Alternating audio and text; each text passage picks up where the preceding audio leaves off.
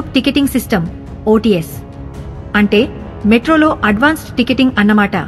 విదేశాలలో అమలులో ఉన్న ఈ విధానాన్ని ఇప్పుడు తాజాగా హైదరాబాద్ మెట్రోలో అమలు చేసేందుకు రంగం సిద్ధం చేస్తున్నారు.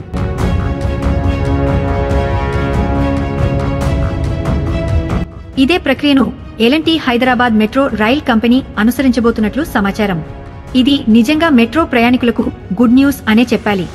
విదేశాల్లో మాదిరిగానే భాగ్యనగరంలోనూ open loop ticketing system OTS ను పరిచయం చేయబోతున్నారట.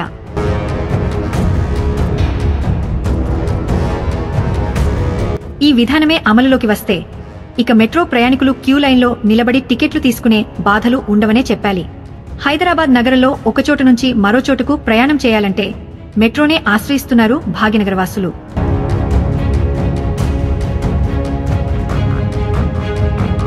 సిటీలోని ట్రాఫిక్ కష్టాలకు చెక్ పెడుతూ తక్కువ ధరలోనే ఏసీలో ప్రయాణించేందుకు ఇదో మంచి సాధనం. ఈ అవకాశాన్ని హైదరాబాద్ మెట్రో ప్రయాణికులు సద్వినియోగం చేసుకుంటున్నారనే చెప్పాలి.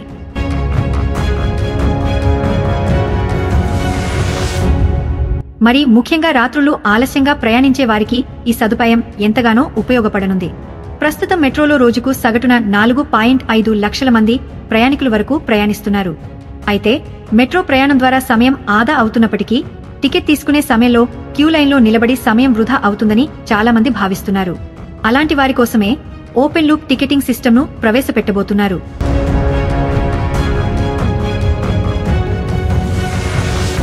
ఈ విధానంతో ప్రయాణికులు మెట్రో రైలు ఎక్కే ముందు టికెట్ కొనాల్సిన అవసరం ఉండదు. జర్నీ పూర్తయిన తర్వాత ప్రయాణించిన దూరాన్ని బట్టి ఛార్జీలు చెల్లిస్తే సరిపోతుంది. ఈ విధానం అందుబాటులోకి వస్తే మెట్రో ప్రయాణికులకు మెట్రో ప్రయాణం మరింత సౌకర్యవంతంగా ఉంటుందని మెట్రో నిర్వాహకులు భావిస్తున్నారు.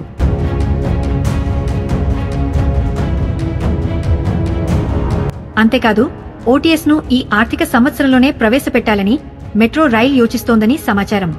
ఇప్పటికే ప్రజా రవాణాలో ప్రయాణపు ఛార్జీల చెల్లింపు పద్ధతుల్లో చాలా మార్పులు వచ్చాయి.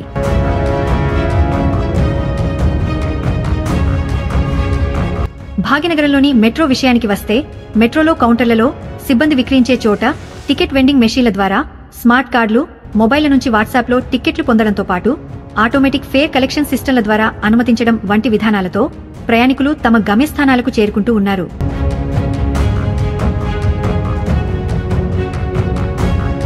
ఇప్పుడు తాజాగా ఓటీఎస్ విధానం అమలులోకి వస్తే ప్రయాణికులకు మరింత సౌలభ్యం దొరుకుతుందని మెట్రో రైల్ భావిస్తోంది.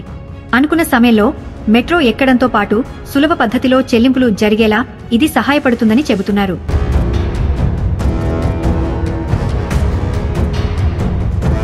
ఈ విధానం అమలులోకి వస్తే మెట్రో ప్రయాణికుల సంఖ్య గణనీయంగా పెరిగే అవకాశాలు లేకపోలేదు.